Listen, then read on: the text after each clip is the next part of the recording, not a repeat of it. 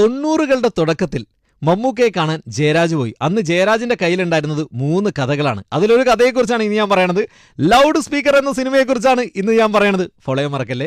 Loud സ്പീക്കറിന്റെ കൂടെ അന്ന് ജയരാജ് പറഞ്ഞ 2 കഥകൾ, ഒന്ന് ജോണി വാക്കറിന്റെ ആയിരുന്നു, മറ്റൊന്ന് ആൻഡോമാൻ ജയിലിൽ അകപ്പെടുന്ന ഒരാളുടെ കഥയായിരുന്നു. ഇനിയിപ്പോൾ ലൗഡ് സ്പീക്കറിന്റെ കഥ എങ്ങനെ ഉണ്ടായെന്ന് വെച്ച് കഴിഞ്ഞാൽ, ജയരാജിന്റെ അച്ഛൻ നമ്മുടെ ഇടുക്കിയിലെ തങ്കമണിയിൽ ജോലി ചെയ്യുന്ന കാലം അവിടെ ഏലത്തോട്ടത്തിൽ പണിയെടുക്കുന്ന ഒരു പുള്ളിക്കാരനുണ്ടായിരുന്നു. പുള്ളിക്കാരൻ്റെ പേര് ഗോപാലൻ എന്നാണ്. പുള്ളിക്കാരൻ എല്ലാവരോടും ഭയങ്കര ഉറക്കെ സംസാരിക്കും. അതുകൊണ്ട് നാട്ടുകാർ മൊത്തം മൈക്കേ എന്നാണ് വിളിക്കുക. അത് കേൾക്കുന്ന സമയത്ത് ഗോപാലേട്ടന് ഭയങ്കര സന്തോഷമായിരുന്നു. അതുമാത്രമല്ല, ഗോപാലേട്ടൻ്റെ ശൈലി മൊത്തത്തിൽ വ്യത്യാസമാണ്. അതായത് പുള്ളിക്കാരൻ ബീഡി വലിക്കുന്ന ഒരു പ്രത്യേക സ്റ്റൈലിലാണ്. ഈ കഥ മമ്മൂക്കയോട് പറഞ്ഞപ്പോൾ മമ്മൂക്കയ്ക്ക് ഭയങ്കര ഇഷ്ടമായി.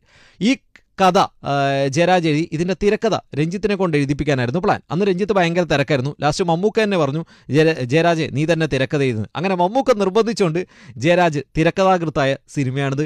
ഇനി ഈ സിനിമയുടെ അവസാനം മമ്മൂക്ക കിഡ്നി കൊടുത്തിട്ട് പോകുന്നു.